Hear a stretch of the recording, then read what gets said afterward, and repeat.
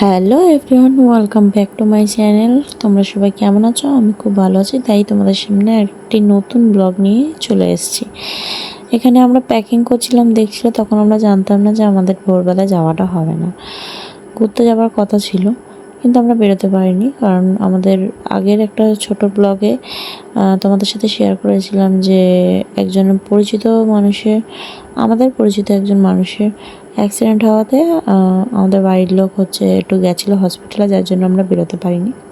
তারপরে সেই মানুষটাকে আমরা বাড়িতে নিয়ে আসার পরে সব ঠিকঠাক হওয়ার পরে আমরা বেরিয়ে গেছিলাম দুপুর বাসে যে উঠে গেছি সবাই মিলে, মা, বাবা, আমি, দিদি, জামাইবাবু আর দিদির পুচকিটা ছিল। তো আমরা সবাই মিলে বাসে ট্রেনের ফিল নিতে নিতে যাচ্ছিলাম, কারণ বাসের মধ্যে যে এই মুখরোচক খাবারগুলো উঠবে আমরা আশা করিনি, কিন্তু উঠছিল আমলকি, মটর, এইসব টুকটাক মুখরোচক যে খাবারগুলো হয়। তো আমরা ওগুলো খেতে খেতেই বেরোচ্ছিলাম, মানে চলে যাচ্ছিলাম আর কি, জার্নি স্টার্ট করে ফেলেছি। আর এই যে সাইডের সিনগুলো দেখতে দেখতে যাচ্ছিলাম, বেশ ভালো লাগছিলো, মনটাও বেশ খুশি খুশি ছিল। ঘুরতে যেতে কার না ভালো লাগে বলো? তো যাই হোক, এখানে আমরা ঘুমিয়ে পড়েছিলাম। ঘুম থেকে ওঠার পরে এই যে আমাদের অবস্থাটা ঠিক এমন। তো দেখো, আমরা চলেই এসেছি নিউ দীঘার, পুরো অনেকটা পুরো একদম কাছাকাছি, আর কয়েক সেকেন্ড বাদেই পৌঁছে যাব।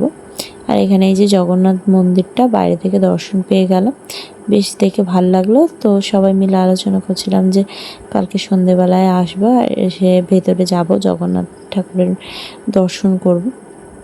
তো এই বলতে বলতে চলে এলাম নিউ দীঘা। আর আমরা সবাই নেমে গেছি, টোটোতে উঠে গেছি, হোটেল খুঁজছিলাম। সত্যি কথা বলতে হোটেল খুঁজে পাচ্ছিলাম না। আমরা রাতে পৌঁছেছিলাম 10টার সময়, যার জন্য হোটেল একদমই খুঁজে পাচ্ছি না। আর যেগুলো ছিল ওগুলো খুবই হাই রেঞ্জে বলছিল, যার জন্য আমাদের নিতে তো হয়েছিল, বাইরে তো থাকা যাবে না, বাচ্চা মানুষ নিয়ে আছি আমরা।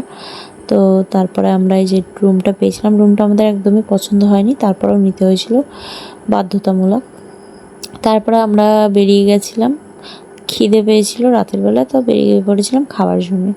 তো হোটেল ছিল, খাবারের হোটেলগুলো, ওখানে আমরা মানে ওটা ছাড়া আলাদা কোনো অপশন ছিল না, যার জন্য আমাদেরকে হোটেলে গিয়েই খেতে হয়েছিল। তো যার জন্য আমরা এই যে বেরিয়েছি দেখো। তো গিয়ে আমরা সিম্পল একটা সোজা খাবার বলতে গেলে বিরিয়ানিটা নিয়ে নিয়েছিলাম। খুব খিদে পেয়েছিল, বিরিয়ানিটা খেয়ে সত্যি আমাদের একদমই ভাল লাগেনি, কিন্তু এইসব জায়গায় তো এরকমই পাওয়া যাবে সেটা জানি, কিন্তু খুব খিদে পেয়েছিল, যার জন্য আমরা খেয়ে নিয়েছি। আবার নষ্টও করা হয়েছিল, কিছু করার ছিল না, কারণ খেতে খুব একটা ভালো ছিল না। আমরা খেয়ে দিয়ে তারপরে চলে গেছিলাম সমুদ্রের পাড়ে সবাই মিলে। দেখে এই জলটাও ফার্স্ট ছিল, খুবই ভালো লাগছিলো। আমার মা এই প্রথম দীঘার সমুদ্র দেখলো, আর আমাদের সাথে প্রথম ঘুরতে এলো। আর মা লাইফে কোনোদিন কোথাও ঘুরতে যায়নি, এই প্রথম এলো, যার জন্য আমরা সবাই খুশি, আমার মাও খুশি।